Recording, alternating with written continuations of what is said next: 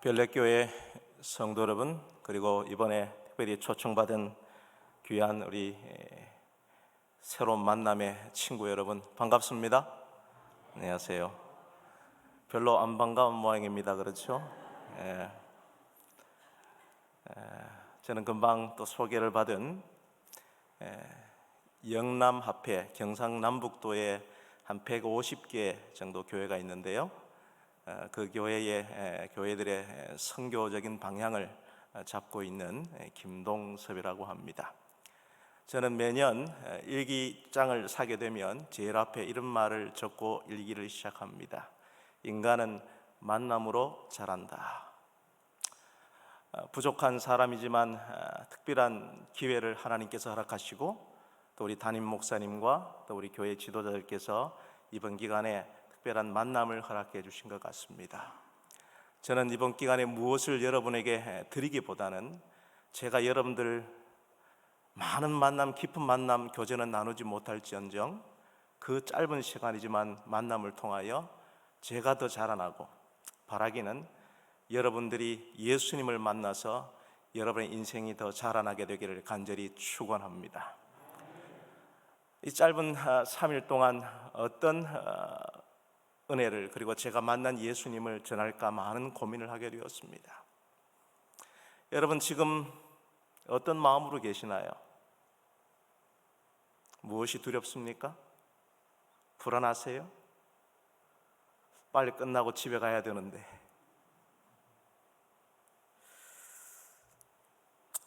이게 보시는 그림이 너무나 유명한 에르바르트 뭉크의 절규라고 하는 그림이지요. 산업화가 시작되면서 인간의 소외와 함께 빠르게 흘러가는 그 세월을 그림은 사선으로 긴장감을 조성하면서 한 인간이 깊은 불안과 공포를 느끼고 절규하는 모습을 담아내고 있습니다. 과거의 공포였지만 오늘날 이 시간도 마치 이 그림처럼 한 유령의 가면처럼 똑같은 그 절규를 표현하고 있고, 세월이 흐른 이후에 Home Alone, 혼자 버려진 아이의 저 절규도 똑같은 공포와 불안을 표정으로 이야기해 주고 있습니다. 여러분은 지금 무엇이 불안하신가요? 여러분 지금 무엇이 두렵습니까? 저는 이 시간에 생전 처음 보는 분들 앞에 서니 매우 두렵습니다. 제가 떨리고 있는 거 여러분 느끼세요? 아니요. 그렇습니다. 저 표정은 마치 큰 이 미국의 대경제공황 때 루즈벨트 대통령이 이렇게 이야기했죠. 우리가 두려워할 대상은 딴 것이 아니라 두려움 자체라 그랬어요. 두려움의 심리가 다가오면 모든 것이 두려워지는 거예요. 그래서 미국의 이 뉴욕 대학의 세계적인 그 신경과학자 권위자인 이 조셉 루드 이 박사는 그의 연구를 통해서 삶의 어떤 경험, 그 두려움의 씨앗이 뿌려지면은 그 씨앗은 계속적으로 자라난다 그랬어요. 그래서 오늘날 현대의 문학과 예술과 음악과 영화의 모든 주제가, 현대인들의 주제가 불안이라고 이야기했습니다. 여러분 지금 무엇에 불안해하세요? 무엇이 두려우실까요? 사회학자 울리 백은 그의 명저 위험사회 리스크 소사이어티라는 책을 통해 이렇게 우리에게 진단해주고 있습니다. 과거의 위험은 자연재해, 전쟁 등에서 비롯된 불가항력적 위험이었다면 현대 사회 위험은 정치, 경제, 사회적인 요소가 결합되어 나타난 인위적인 위험이다. 사회가 산업화되어 발전할수록 위험과 그로 인한 불안이 증대되는 위험사회가 될 것이다. 위험사회에서의 개인은 상시적인 두려움, 불안을 갖게 되며 결국 자신에게 주어진 자유를 스스로 포기하고 국가의 위험 통제 권한을 부여하게 된다. 이는 결국 국가 권력의 비대화를 초래하게 된다. 우리는 지난 3년간 코로나를 겪으면서 이 위험 사회에서 제시한 부분을 정확하게 겪었습니다. 막연한 두려움, 그 불안 때문에 우리가 갖고 있는 자유조차 국가에 헌납해버리는 그런 상황을 우리는 경험한 것이죠. 이것이 바로 오늘날 우리가 겪고 있는 위험사이고, 그 위험사에서 살아가는 우리들의 실존의 불안인 것입니다. 그렇다면 오늘 젊은 청년들은 어떤 청년들일까요? 제가 대구 시내 나가서 찍은 사진이에요. 이렇게 젊은 청년들이 너무너무 불안해해요. 왜냐하면 오늘날의 시대는 불확실성의 시대이기 때문입니다. 과거의 경영의 위기가 리스크 관리, 위기 관리였다면 오늘날 경영의 가장 화두는 불확실성의 관리예요. 앞으로 어떤 일이 일어날지 모르는 거죠. 하루는 제가 대학교 다닐 때에 삼육대 신학과를 다니다가, 저희 집은 울산이거든요. 울산에 방학 때 내려갔어요. 오랜만에 아들이 온다고 어머니가 아파트에서 엘리베이터를 타고 1층까지 내려왔어요. 아들 잘 왔다 하고 저를 안아주시고 엘리베이터에 단둘이서 엄마랑 타고 올라갔어요. 근데 단둘이 타고 올라가는데 저희 어머니가 저의 눈을 가만히 빤히 보더니 이런 말이에요. 야야 동서봐, 동서봐, 네 눈에는 아직도 내가 네 엄마로 보이나? 그래.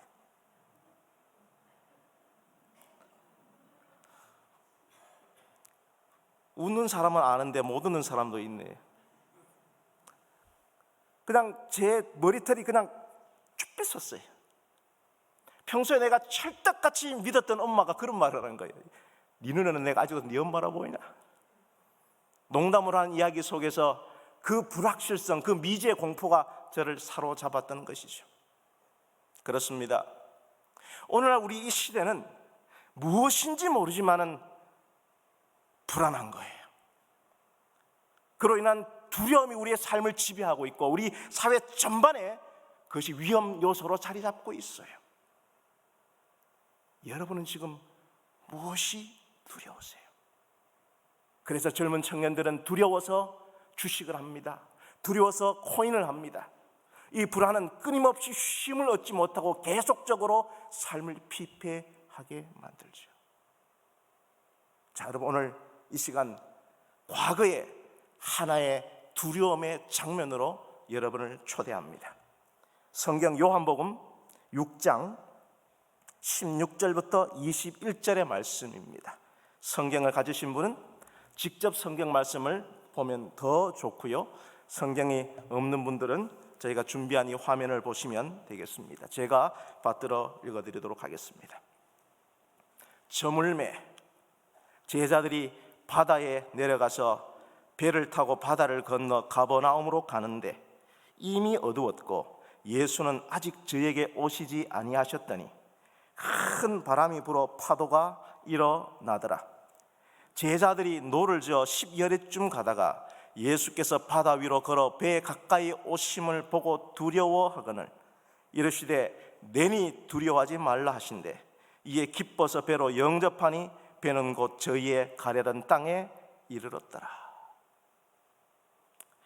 여러분, 금방 읽은 성경의 장면에 제자들이 갈릴리 바다에서 배를 타고 갈 때에 큰 풍랑이 일어서 정말 생존의 위기 속에서 두려움을 느꼈던 것 같아요. 그 두려움의 모습을 보고 예수님께서 물 위를 걸어서 제자들에게 오셔서 예수님 자기 자신을 소개하면서 그 두려움을 사라지게 하는 장면을 우리가 읽었습니다. 여러분, 이 성경의 말씀을 제대로 이해하기 위해서는 성경에 속에 있는 어떤 깊은 부분을 우리가 좀 미리 좀 알아야 돼요. 자, 여러분, 여기 성경에 저물매라고 하는 단어로 시작합니다. 그 다음에 17절은 배를 타고 바다를 건너 가버나움에 가는데 이미 어두웠다 그래요. 여러분, 여기서 우리가 저물었다는 말, 그리고 이미 어두웠다는 말은 물리적인 시간의 변화를 기록한 것이 아닙니다.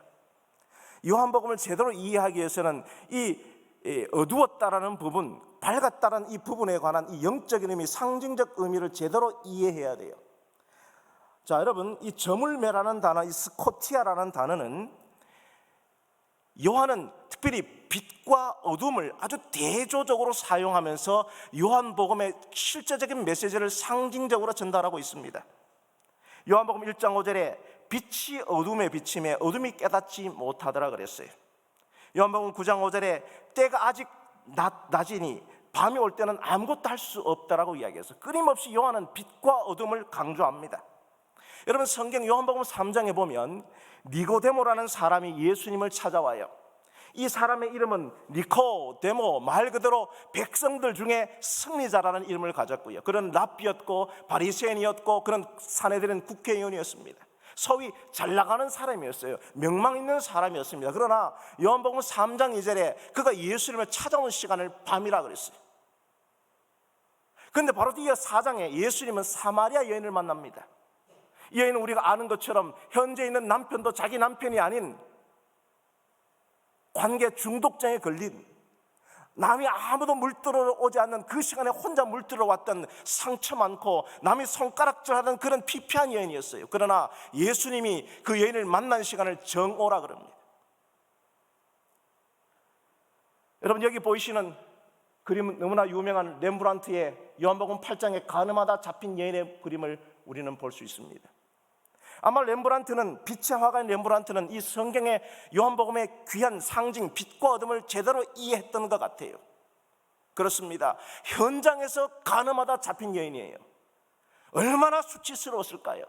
현장에서 가늠하다 잡혔으니 제대로 옷을 입지도 못했을 것입니다. 그러나 이 그림에서는 그 옷을 그려주고 있죠.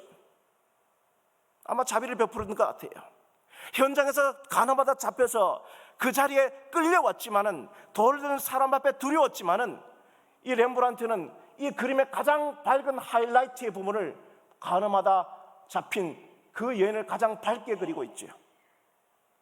요한복음 8장은 예수님은 이렇게 이야기합니다. 나는 세상의 빛이니 나를 따르는 자는 어둠에 다니지 않고 생명의 빛을 얻겠다 그랬어요. 그렇습니다. 오늘 우리의 삶이 어떻든지 간에 예수님이 우리와 함께하는 그곳은 가장 밝은 곳이죠. 요한은 그렇게 이야기하고 있어요. 바로 이어서 요한복음 13장에 가룟유다는 예수님을 팔기로 결심합니다. 예수님은 더 이상 자기의 구세주가 아니었고 메시아가 아니었어요. 그리고 가룟유다는 예수님을 떠납니다.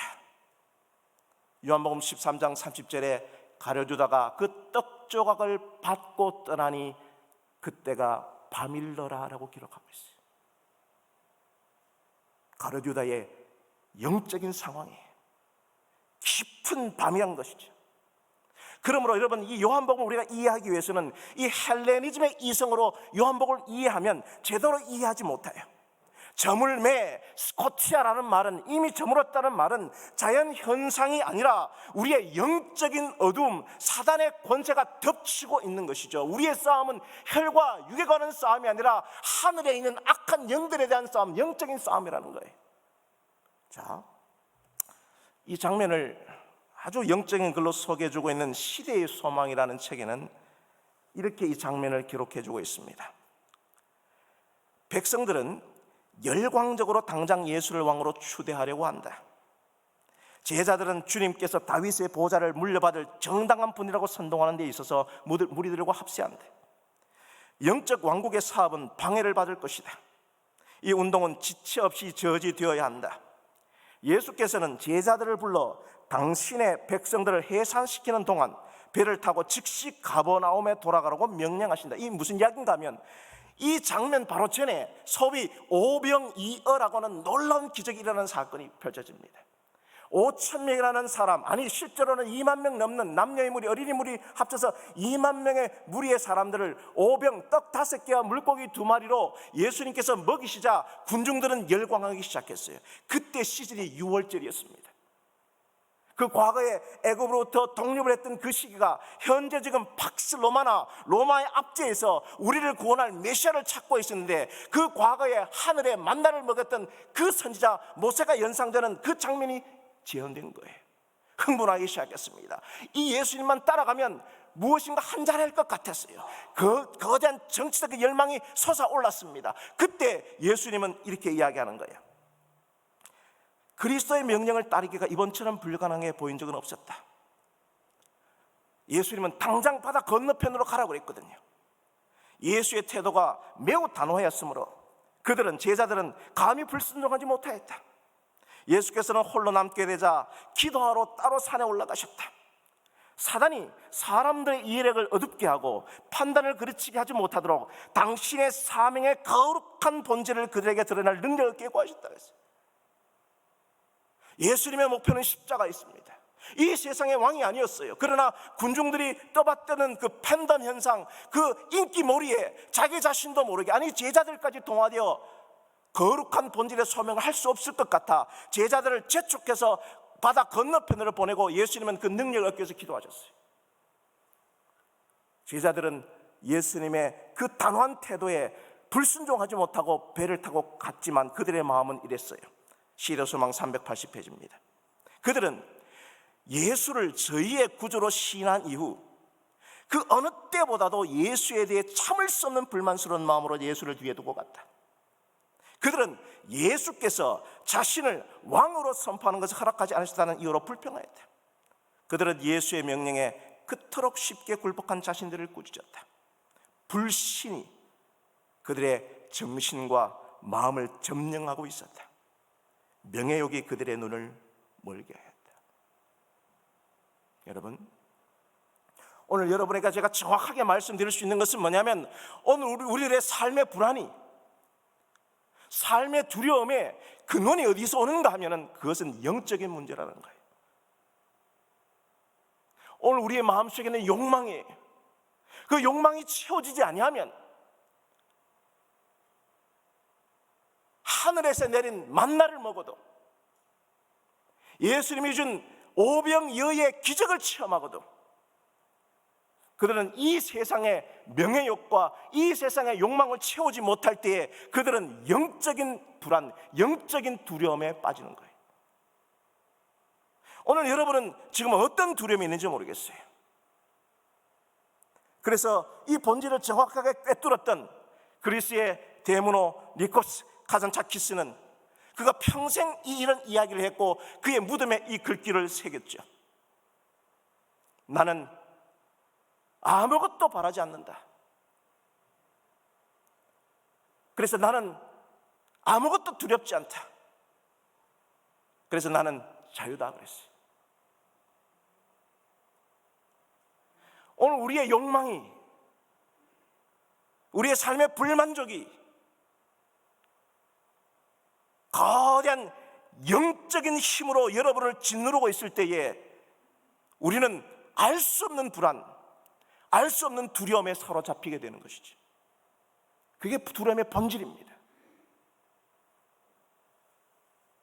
여러분, 이 영적인 두려움의 본질은 성경 말씀에 그대로 나와요. 여러분, 우리가 읽은 요한복음 6장에는 기록이 안 되어 있지만은 이 장면을 똑같이 이야기해주고 있는 마태복음 14장에 보면 예수님께서 그 제자들의 마음에 그 영적인 욕망, 영적인 두려움이 찾아오고 있음을 알고 재촉해서 바다 건너편으로 가라 그랬어요. 예수님이 재촉했어요. 제자들은 순종했어요.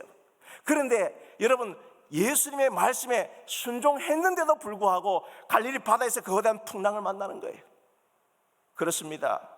우리의 삶 속에 예수님의 말씀에 순종해도, 예수님의 뜻대로 살아도 우리의 삶에 풍랑이 찾아와. 그때 우리의 마음 속에 영적인 문제가 생기는 거예요. 왜 나에게 이런 일이 일어날까? 내 교회 열심히 다녔는데, 예수님 말씀에 순종했는데, 안식일을 지켰는데 왜 이런 일이 나에게 일어날까? 왜 삶에 이런 풍랑이 일어날까? 영적인 문제가 생기는 것입니다. 17절에 풍랑이 일어났어요. 그들은 괴로이 노를 지었어요. 바닷가에서 잔뼈가 굵었기 때문에 이 풍랑을 이길 줄 알았지만은 성경에 예수님은 아직까지 저에게 오시지 않았다 그랬어요. 실제로 19절에 열심히 노를 지어갔지만 10여리쯤 갔다 그랬어요. 10리가 몇 킬로입니까? 몇 킬로예요? 예, 4킬로. 여러분, 이 갈릴리 호수의 지름이 8킬로거든요. 그러면 열심히 노 지어갔는데 어디까지 간 거예요? 중앙. 그렇습니다. 저기 북쪽의 헬몬산에서 만년설에서 눈이 내려서 쭉 타고 갈릴리 호수까지 오죠. 그 갈릴리 호수가 아열대의 그 물과 해발 2760m의 헬몬산에서 녹은 눈의 물과 아열대물이 흩어지면서 풍랑이 일어나는데, 그 풍랑 속에서 예수님이 아직 우리 인생의 배에 오시지 않았을 때에 우리는 아무리 열심히 내 문제를 내 스스로 해결하려고 해도 우리는 문제를 해결하기는 그냥 문제 중심부에 들어가는 거예요. 이게 우리 인생의 문제인 거예요. 그럼 마가복음 6장은 이 장면을 똑같이 설명해 주고 있는데요, 마가복음 6장에는 그 풍랑에서 괴로이 노를 젓고 있는 제자들을 향하여 예수님이 온 시간을 기록해 주고 있어요. 그 시간이 몇 시인가 하면 밤 4경입니다. 밤 4경이 몇 시일까요? 밤 4경이 몇 시일까요? 유대인들은 밤 시간을 4개로 나눕니다. 제1경은 보통 유대인의 시간은 해 지는 시간부터니까 해진 저녁 6시부터 밤 9시가 제1경, 밤 9시부터 자정까지 제2경, 자정부터 새벽 3시까지 3경, 새벽 3시부터 동이 트는 아침 6시까지가 제4경이에요. 그럼 여러분, 예수님께서 그 풍랑을 만난 제자들의 배에 몇 시에 오셨을까요? 몇 시에 오셨을까요? 계산해 보세요. 예?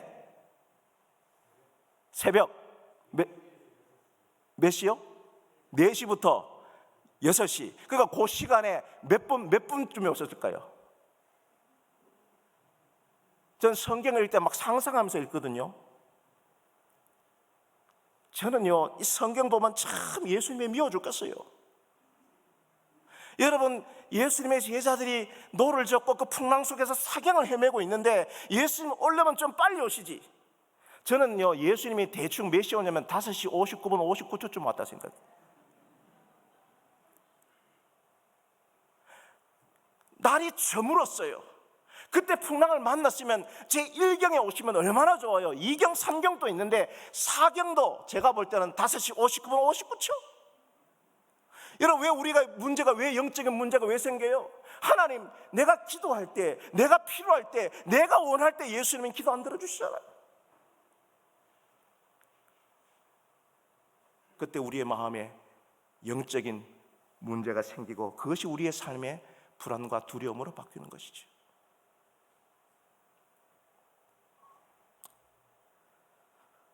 바로 그때, 바로 그 거대한 풍랑 속에서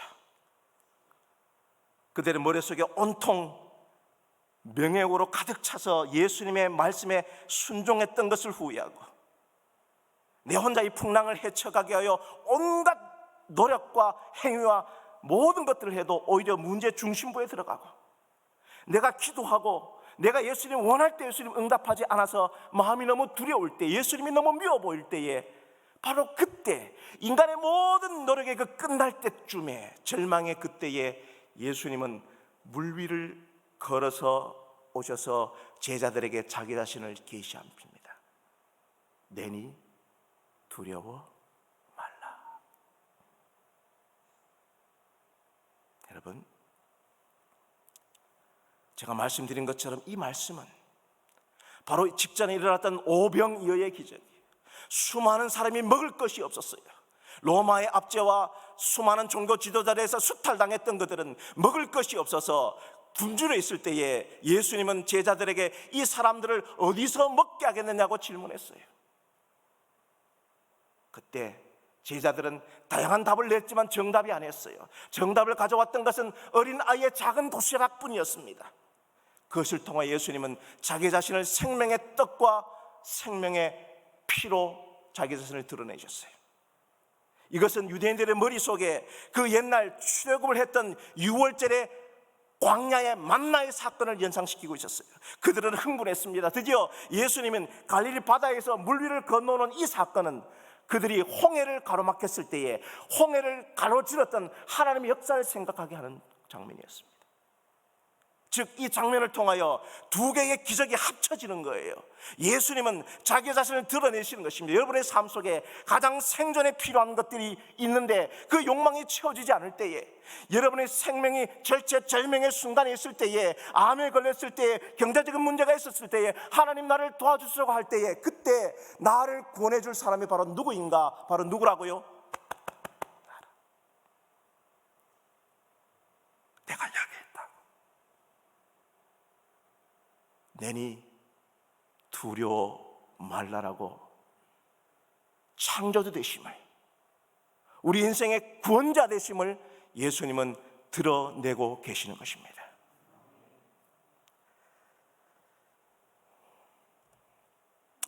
자, 여러분, 이게 누굴까요? 이게 누구겠습니까? 예? 지금 제 모습하고 좀 많이 달라가지고 대답을 잘 안 하시는데, 예, 제가 그래도 옛날에는 저렇게 생겼습니다. 예. 저 사진은 제가 1993년, 4년 그 근간에 아프리카 소말리아 내전에 제가 종군 기자로 참전을 했습니다. 그래서 저 보시는 옆에 저 사진은 어떤 사진인가 하면 그 해에 퓰리처상을 탔던 사진인데요, 어린 아이가 배가 고파서 이렇게 식량 배급소로 가다가 너무 지쳐서 쓰러졌는데 이 아이를 쓰러지면 잡아먹으려고 옆에 독수리가 기다리고 있는 그 사진이 그 해의 퓰리처상의 사진이에요. 여기 있는 많은 어르신들이 있고 저는 경험이 일천한 사람인데요, 저는 그래도 소말리아에서 전쟁을 경험했어요. 여러분, 전쟁 너무 비참합니다. 특별히 전쟁이 일어나면 가장 연약한 어린아이와 여자들은 너무너무 비참해져요. 길을 가다 보면 어린아이들이 5살, 6살 아이들이 눈이 벌게서 돌아다녀요. 왜 그렇게 하냐면 먹을 것이 없잖아요. 그러면 먹을 것이 없으니까요, 길가에 가다 보면 마리화나나 이런 대마초 이런 것들이 많아요. 그걸 갖다가 씹는 거예요. 씹고 있으면 환각장애 일어나서 배고픔을 잃는 거예요. 그런 아이들이 돌아다닙니다. 한 7살, 8살짜리 어린아이 소년하고 12살짜리 소녀가 길 걸어가고 백발백중 뭐냐면 어린아이 남자아이는 전문용어로 삐끼고 누나는 몸 파는 거예요. 1달러에 먹을 것이 없어요. 저희가 이렇게 물을 마십니다. 근데 다 안 마셔요. 왜냐하면 이 물 다 마시면 안 되고 반쯤 마시다가 버립니다. 그러면 쓰레기장으로 가요. 그러면 아이들이 그 쓰레기장에 이 반쯤 남은 물하고 음식을 주워다 먹는 거예요. 그런데 새벽에 순찰을 나갑니다. 그러면 아이들이 음식을 주워 먹으러 오다가 경비를 쓰고 있는 군인들한테 총을 맞아 죽은 애들이 아침마다 있어요. 참 전쟁이 비참합니다. 그런데요, 제가 왜 이 사진을 보여주는가 하면은 실제로 제가 전쟁을 경험해 봤거든요. 실제로 적군들이 쳐들어오면서 총을 갖고 쳐들어오는 적군들을 이 밤에 보는 이 투시경, 야시경으로 오는 것을 보고 심장이 얼마나 뛰는지 몰라요. 쿵쾅쿵쾅쿵쾅 뛰어요. 내가 여기서 죽는 거라 그런 생각이 드니까 두려움, 이거 말할 수 없는 공포가 제 자신을 완전히 그냥 사로잡더라고요. 여러분 덩치가 좋아 보입니까? 작아 보입니까? 좋아 보입니까? 저는 과거에 아마추어 레슬링 선수였습니다. 이제 조금 반응이 오시는구만요. 말씀 듣다 졸면 저한테 죽습니다.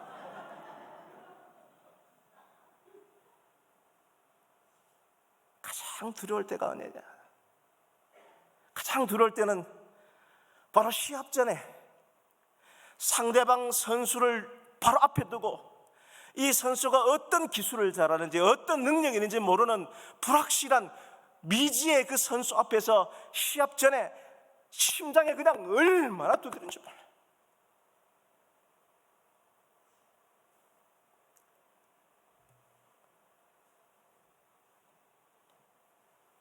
근대 철학의 데카르트는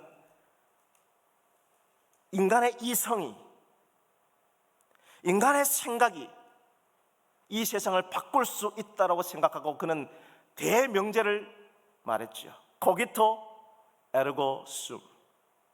나는 생각한다 고로 존재한다. 내 이성, 내 판단, 내 모든 경험이 우리의 삶 속에 일어나는 모든 이 불안의 문제를, 두려움의 문제를 해결할 수 있다고 생각했어요. 그러나 우리가 인간의 역사를 통하여 1차 세계대전과 2차 세계대전을 경험하면서 인간의 이성이 만들어낸 과학의 문명의 힘을 통하여 핵무기가 떨어졌어요. 인간의 이성 때문에 오히려 인간이 죽게 됐단 말이에요. 이것을 경험한 거죠. 자, 여러분, 이 사람은 누굴까요? 이 사람은 누굴까요? 네? 이 사람은 제 어머니입니다.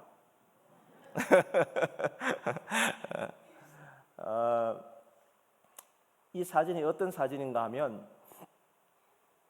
명절 때 이제 저하고 저희 집사람 아이들을 다 데리고 집에 놀러 가잖아요. 명절 때 부모님 뵈러 가면 며칠 동안 시끌벅적하게 놀고 가는 거예요. 그렇잖아요. 우리 부모님들은 명절 때 아이들이 오면 반갑고 가면 더 반갑다면서요. 예. 그리고 다 떠나고 아들, 손주, 며느리 다 떠나고 그 적적한 마음을 이 하모니카로 이렇게 달래고 있는 모습을 제 동생이 찍은 거예요. 제가 좋아하시는 게 바위고개거든요. 바위고개 언덕을 혼자 넘자니 옛님이 그리워 눈물 납니다. 저 노래 잘하나요? 우리 오늘 성여린 우리 집사님 참 귀한 찬양 너무 감사한데요. 제가 우리 성여린 집사님 귀한 찬양 이후에 제가 하려니까 너무 떨리네요. 근데 제가 별명이 학교 때 별명이 음악가였거든요. 왜냐하면 음악 점수가 가였기 때문에.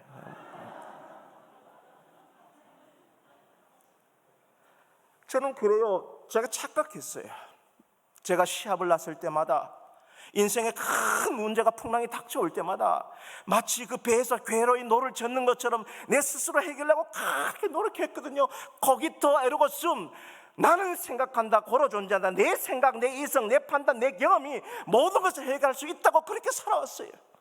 그런데요, 아니었어요. 항상 내 뒤에서 제가 시합장에서 힘을 쓰고 애를 쓰고 있을 때에 나도 몰래 경기장에 몰래 오셔서 나를 위해서 기도하고 계셨던, 나 뒤에 있었던 분, 나를 위해 기도하고 있었던 분, 그분 때문에 내가 힘이 났다는 사실을 몰랐던 거예요. 그러므로 대명제가 바뀌어야 된다는 것이죠. 거기토 에르고 숨이 아니라 거기투루 에르고 숨, 나는 생각되어진다고로 존재한다는 거예요. 여러분 기억하세요. 여러분의 삶이 힘들고 두렵고 불안할 때에 여러분의 삶을 위해서 여러분에서 나도 모르게 기도하고 있다는 분이 있다는 사실을 여러분 기억하게 되기를 간절히 바랍니다. 거기서 우리는 힘 얻을 수 있는 거예요. 그래서 자클 락강은 유명한 프랑스 철학자죠. 정신분석학자 자클 락강은 이렇게 이야기했습니다. 주체가 스스로를 발견하고 제일 먼저 느끼는 것은 타자 속에서이다.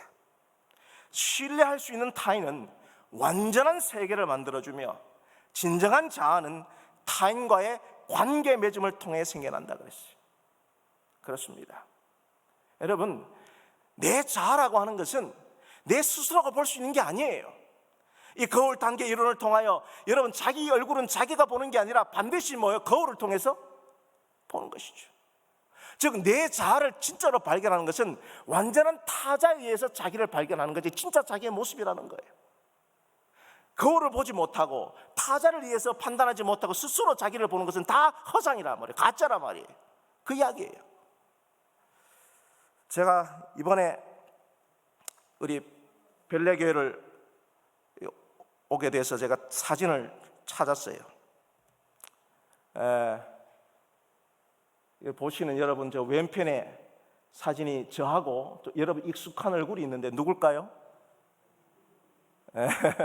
백인우 목사님입니다. 저하고 친구인데요. 제가 2017년에 네팔의 그 안나푸르나 갔던 그 사진이에요. 저 사진을 왜 제가 보여드리냐면 참 저 친구는 참 좋은 친구인데 그때 당시에 제 아들이, 여기 보이는 게 이제 제 아들인데요. 왼쪽에 있는 제 아들인데 고등학교 때 방황을 많이 했어요. 너무너무 인생의 목표도 없었어요. 그러니까 굉장히 폭력적으로 변하는 거예요. 여러분, 명견하고 똥개하고 차이가 뭔지 아세요? 예? 명견하고 똥개의 차이가 뭔지 아세요? 제가 우리 성도님 집에 방문을 하면 명견이 있는 집은 제가 가면 안 짓습니다. 근데 똥개가 있는 집은 뭐예요? 제가 들어가면 어떻게 할까요? 무지하게 짖어요. 그런 건 다 이제 이 제대로 된 혈통이 아니라고 보시면 됩니다. 그런 차이가 왜 차이가 있을까요? 이런 명견은 와도 겁을 안 내요. 근데 똥개들은 겁을 내요. 그래서 두려워 짖는 거예요. 폭력적으로 바뀌는 거예요. 여러분, 제 아들이 폭력적으로 바뀌고 삶에 희망이 없어서 사고를 칠 때 왜 그러냐면 이 아이가 너무 두렵거든요. 불안하거든요. 그래서 폭력적으로 바뀌는 거예요. 여러분, 우리가 잘 아는 새벽을 깨우리로다 그 김진홍 목사님이 감옥에 갇혔을 때 일화가 있잖아요. 딱 갔더니 그 감옥에도 그 질서가 있어요. 그래서 김진홍 목사님 같은 분은 개털이고 그 안에 뭐 정치범이나 아니면 이 주먹 쓰는 사람은 범털이라 그래요. 범털. 그래서 그 방에 딱 들어갔더니 그 안에 있는 최고 방에 있는 범털이 그때부터 자기를 괴롭히더래요. 목사님을. 얼마나 괴롭히는지 이래서는 안 되겠다 해서 가만히 때려도 말도 안 하고 며칠 동안 이것만 연습했대요. 이것만. 계속. 때려도 계속 이것만 했대요. 그래서 며칠만 이 사람이 때려도 소리도 안 지르고 두려워도 안 하고 계속 이것만 하길래 그 범털이 목사님한테 여보시오 김 선생, 당신은 왜 때려도 반응도 안 하고 맨날 이것만 하는 거예요?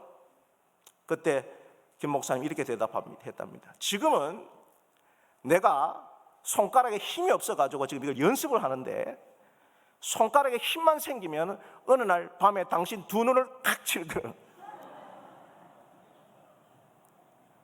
그때부터 안 괴롭히더래. 여러분, 사람이 두려우면요 죄를 짓는 거예요. 폭력적으로 바뀌는 거예요. 그래서 제 아들을 불러 앉혀서 야야야야 수연아 수연아, 아빠랑 오랜만에 좀 깊은 대화를 하자. 그래서 제가 방으로 불러 앉혔어요. 제가 앉고 제 아들이 앉았어요. 경상도 아빠하고 경상도 아들이 앉았는데 대화가 될까요? 안 될까요? 안 돼요. 10분 동안 지도 할 말 없고 나도 할 말 없어요. 할 말 없나? 네, 아버지 할 말 없습니다. 그럼 됐다, 가서 자라 그랬어요. 아들이 이거 문제가 생겼는데 해결을 해야 되는데 답이 없는 거예요. 그 참에 참 좋은 친구인 우리 백윤호 목사가 전화 왔어요. 야 동서봐, 우리 교회에서 네팔 선교여행을 가는데 거기 좀 같이 가자.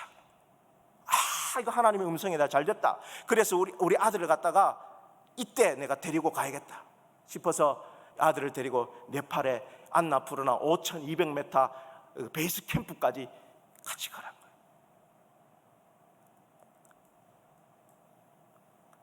아빠, 그때부터 대화가 시작한 거예요. 여행 가자 그래. 그때부터 말이 되는 거예요. 아버지 돈 있나? 가면 어떻게 가야 되노? 걱정이 너무 많아요. 그래서 제가 이야기했어요. 야야 걱정하지 마라. 아버지 다 믿고 너는 나만 따라오면 된다. 저는 저를 안 믿고 백윤호 목사님을 믿었거든요. 그 산행을 하면서 우리 아이와 많은 대화를 나누게 되었고 그 여행을 통해서 우리 아이가 변화되었어요. 그때 갔다 와서 제가 이렇게 일기를 적었습니다. 아버지와 함께 여행을 떠나는 아이가 두려움에서 벗어나는 방법은 다가올 일들을 마음속에 그릴 수 있는 능력을 갖춘 것이 아니라 그는 단지 아버지를 믿고 의지하면 되는 것이다. 사랑하는 여러분, 오늘 이 시간 여러분의 삶 속에 무엇이 불안하고 무엇이 두려워서 여러분의 삶이 힘든지 모르겠어요. 오늘 이 시간에 여러분을 가장 사랑하고 가장 신뢰하는 그분이 여러분 앞에 오셔서 나다 내가 여기 있다라고 외치시는 그분을 만나게 되기를 간절히 바랍니다. 여러분, 성경의 다윗은요 이렇게 이야기했어요. 하나님이여 내게 은혜를 베푸소서. 사람이 나를 삼키려고 종일치며 압제한다 그랬어요. 사람 때문에 너무 두려운 거예요. 내 삶에 나를 괴롭히는 사람이 얼마나 많은지. 그러나 그는 마지막 고백에 내가 하나님을 의지하였은즉 두려워 아니하리니 혈육을 가진 사람이 내가 어찌하리까 그랬어요. 여러분, 사람 겁내지 마세요. 그런데 이 다윗이 성경을 썼던 그 장면을 보면 그 성경 제일 앞에 제목이 있는데 블레셋인에게 잡힌 때 이 글을 쓴 거예요. 가장 두려울 때에, 포로로 잡혔을 때 그는 사람을 안 두려워하고 하나님을 두려워한단 말이에요. 여러분, 두려움의 반대말이 뭘까요? 여러분, 두려움의 반대말이 뭘까요? 좀 어려우십니까? 그럼 다른 질문 드려볼게요. 여러분, 교만의 반대말이 뭘까요? 네? 교만의 반대말 겸손. 네, 그 답이 비슷하지만 아니에요. 여러분, 제가 처음 목회를 제가 나갔는데 그때가 부산역 앞에 있는 영주동에 있는 부산중앙교회라는 곳에 목회를 나갔어요. 나갔는데 사택을 주는데 사택이 교회 옥탑방인데 5평짜리 사택을 주더라고요. 얼마나 좁습니까? 5평밖에 안 되는데 얼마나 좁은지 모르겠어요. 제가 신방을 갔어요. 이제 처음 왔다고 부임했다고 신방을 갔는데 한 집사님에 갔더니 집사님 아파트가 60평이에요. 60평 아파트. 그래서 제가 딱 갔더니 집사님이 저를 보고 하는 게 아이고 전도사님 전사님이 아이고 누추한 곳에 오셔서 참 죄송합니다 그랬어요. 여러분, 60평이 누추하면 5평은 뭡니까? 그리고 식탁을 딱 벌어지게 차려놨어요. 오늘 우리 우장로님께서 얼마나 맛있는 음식을 많이 차려주셨는지 제가 정말 많이 먹었어요. 간만에. 그런데 그 집사님도 식탁을 정말 떡 벌어지게 차려놨어요. 상다리가 부러지더라고요. 그런데 집사님이 저보고 하신 말씀이 전도사님 차린 게 없습니다. 여러분, 그 집사님이 교만한 거예요? 겸손한 거예요? 네? 교만이에요? 겸손이에요? 네, 물론 한국인의 정서가 겸양의 정서인지 알아요. 근데 제가 하고 싶은 이야기는 그게 아니라 여러분, 우리가 살아갈 때에 교만처럼 보이는 것이, 교만처럼 보이는 겸손이 있고요, 겸손처럼 보이는 교만이 있단 말이에요. 성경에 바로 이 다윗이 어릴 때에 형의 도시락주로 전쟁터 따라갔더니 이스라엘 군사들이 골리앗 앞에서 벌벌벌 떨고 있었어요. 그래서 이 다윗이 의분이 일어가지고 어떻게 하나님의 백성이 이 골리앗 하나한테 쫄고 있느냐 그래가지고 자기가 나가겠다 싸우겠다 그랬더니 그 장령 엘리압이 야 이놈아 교만 떨지 마라. 우리가 제대로 배운 군인들도 게임이 안 돼서 지금 저러고 있는데 네가 양치를 먹더니 네가 뭘 한다고 교만 떨지 말라 그랬어요. 그때 다윗이 뭐라 그런 줄 알았어요? 골리앗 앞에 나가면서 너는 칼과 창과 단창으로 내게 오지만 나는 살아계신 만군의 하나님의 이름으로 가노라. 아멘. 무슨 말입니까? 여러분, 교만처럼 보이는 겸손도 있고요, 겸손처럼 보이는 교만도 있다는 말은, 교만의 반대말은 겸손이 아니라 교만의 반대말은 믿음이란 말이에요. 반대로 생각해보면 두려움의 반대는 용기가 아니란 말이에요. 똑같은 거예요. 왜? 용기는 내한테서 나오는 거거든. 그래서 내한테서 나오는 것은 왔다가도 사라지는 거예요. 그러나 믿음은 나를 믿는 것이 아니라 누구를 믿는 거예요? 살아계신 하나님을 믿는 것입니다. 여러분, 거기서 두려움이 사라지는 거예요. 우리 앞에 거대한 골리앗이 있단 말이에요. 그것을 내 힘으로 의지하고 나갈 때는 두려움이 생길 수밖에 없어요. 그러나 다윗은 그 일체의 비밀을 깨달았기 때문에 블레셋 사람한테 잡혔을 때에도 내가 하나님을 의지하였은즉 두려워 아니하겠다. 혈육을 가진 사람을 내가 어찌하리까. 사랑하는 여러분, 오늘 시간에 하나님 믿고 여러분의 삶의 모든 두려움과 불안을 이기게 되기를 간절히 바랍니다.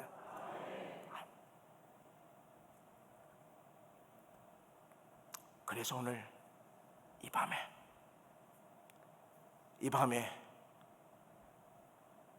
현대를 살아가는 우리들에게, 저는 여러분들을 다 이해하지 못하고 다 모르지만은 건강의 문제 때문에, 경제적인 문제 때문에, 인간관계의 문제 때문에 그 풍랑 속에서 두려워 떨고 있는 여러분들을 향하여 이렇게 말씀하시는 거예요. 내가 여기 있다. 두려워 말아라. 그분의 그 말씀, 그 한 말씀을 오늘 이 밤에 듣게 되기를 간절히 바랍니다. 이젠 그분을 의지하는 방법은 이것밖에 없어요. 우리가 아직 죄인 되었을 때에 그리스도께서 우리를 위하여 죽으심으로 하나님께서 우리에게 대한 자기의 사랑을 확증하시는 것이 바로 십자가입니다. 이 십자가에서 오늘도 여전히 여러분을 향하여 외치시는 거예요. 내가 여기 있다고. 세상 살아갈 때 정말 힘든 건 많지. 제7일 안식일 예수 재림견으로 살아갈 때 어려운 건 많지. 그때마다 불안하고 두려워 말고 예수님 달리신 그 십자가를 여러분 바라보고 의지하셔야 되기를 간절히 바라요. 그래서 존 스토트 박사님이 이렇게 이야기한 거예요. 십자가는 우리로 하여금 새롭게 하나님을 예배하게 하고 자신에 대해 새롭고 균형 잡힌 이해를 하게 되며 선거에 대한 자극, 원수를 향한 사랑, 고통스러운 난관을 직면할 수 있는 새로운 용기를 준다 그랬어요. 십자가에서 우리의 삶의 존재를 깨닫게 될 때에 여러분 어떤 일이 있더라도 예수님은 나 하나를 위해 십자가에 달려 돌아가셔서 나는 그런 사람이야 자신 있게 용기 있게 나갈 수 있다는 사실을 기억하게 되길 간절히 바랍니다. 십자가를 바라보세요. 예수님을 바라보세요. 예수님을 의지하세요. 그분을 믿으세요. 바로 그 지점부터 우리의 삶에 두려움과 불안은 사라지는 것입니다. 우리 고아들의 아버지 조지 뮬러는 평생에 5만 번 이상의 기도를 응답받았다 그랬죠. 그분이 이렇게 고백합니다. 믿음이 시작되는 곳에서 불안이 끝나고 불안이 시작되는 곳에서 믿음은 끝난다. 믿음은 가능성의 영역에서는 작동하지 않는다. 인간적으로 가능한 일에서는 하나님께 영광을 돌려주지 않는다. 믿음은 사람의 능력이 끝나는 곳에서 시작된다 그랬어요. 예수님은 제자들이 그런 믿음을 갖기를 원했던 것 같아요.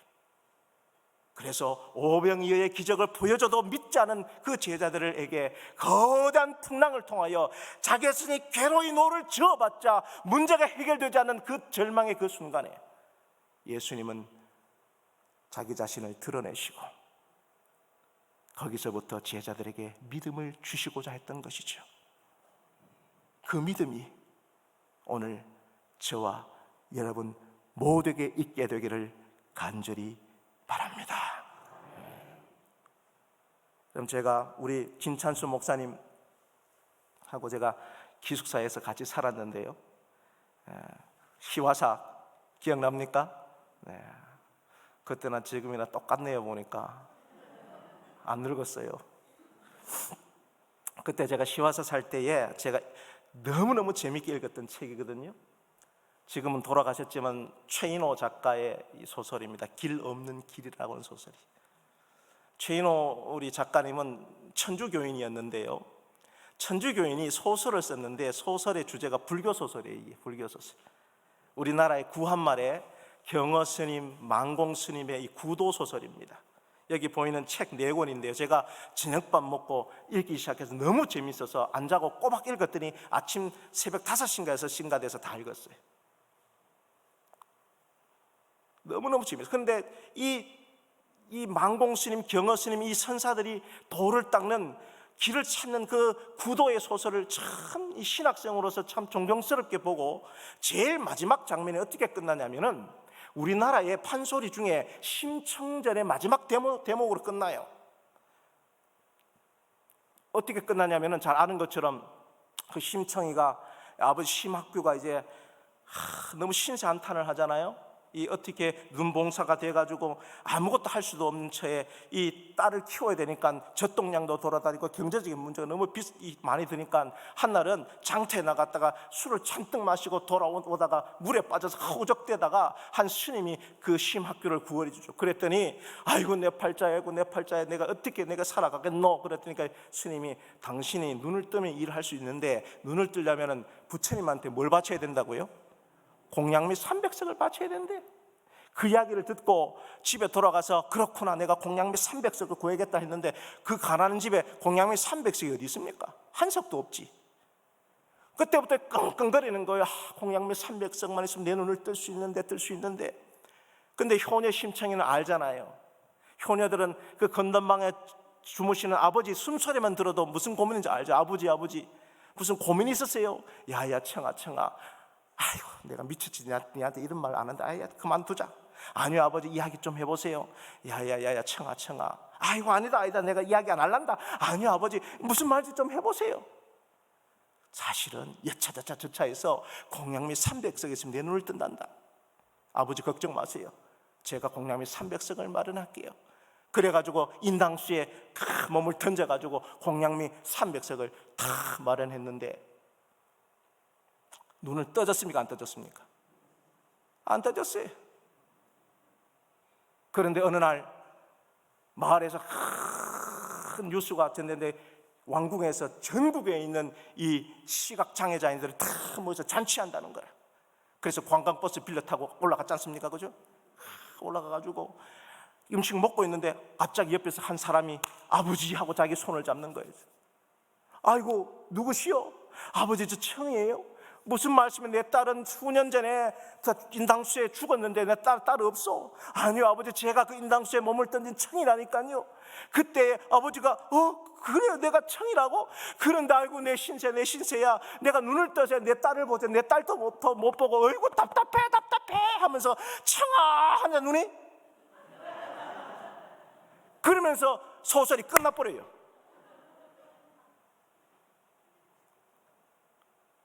소설이 끝났어요. 거의 딱 끝나요. 제가 젊을 때 어릴 때니까 이 뜻도 모르고 왜 길 없는 길 그 구도소설의 마지막 끈이 심청전의 마지막 장면에 심학교가 눈을 뜨는 장면으로 끝났을까?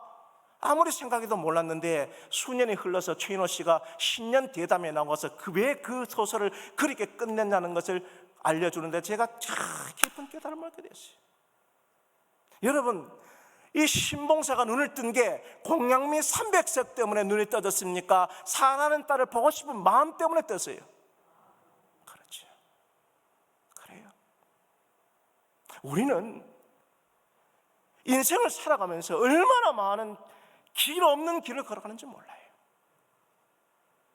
여러분의 삶에 불안이 있고 두려움이 있을 때에 스스로 많은 것을 해결하려고 그 바다 한복판에 괴로이 노를 젓는 것처럼 여러분 세상에서요 절망보다 더 무서운 게 뭔지 아세요? 믿음이 없는 것보다 더 무서운 건 뭐냐면은 가짜 믿음에 우리가 현혹될 때예요. 최근에 여러분 정명석 보셨잖아요. 믿음이 없는 세상보다 더 사람을 괴롭게 하는 게 가짜 믿음이라니까요.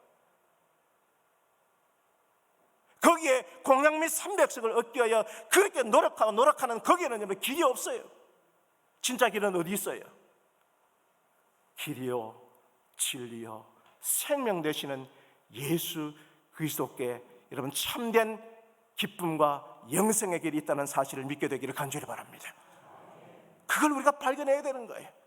그 영적인 눈을 떠서 여러분의 삶 속에 오늘 이 밤에 단 한 말씀, 내가 여기 있다고, 나를 믿으라고, 나를 만나라고 외치시는 그 예수님을 여러분 모두 발견하게 되기를 간절히 바랍니다. 여러분 바로 이 성경의 마지막 장은 이렇게 끝납니다. 이에 기뻐서 배로 영접하니 배는 곧 가려던 땅에 이르렀더라. 영접하는 자, 곧 그 이름을 믿는 자들에게는 하나님의 자녀가 되는 권세를 주셨습니다.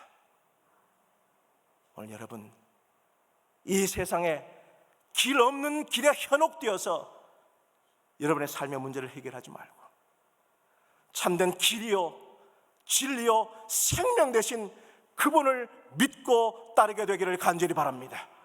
그분을 영접하면 그 순간 여러분이 가려던 그 길에 반드시 도달할 줄로 저는 믿습니다. 여러분, 우리 다 함께 이 말씀을 읽어볼까요? 시작. 나는 길이요 진리요 생명이니 나로 말미암지 않고는 아버지께로 올 자가 없느니라. 아멘. 아멘. 우리 그분을 오늘 만나게 되기를 간절히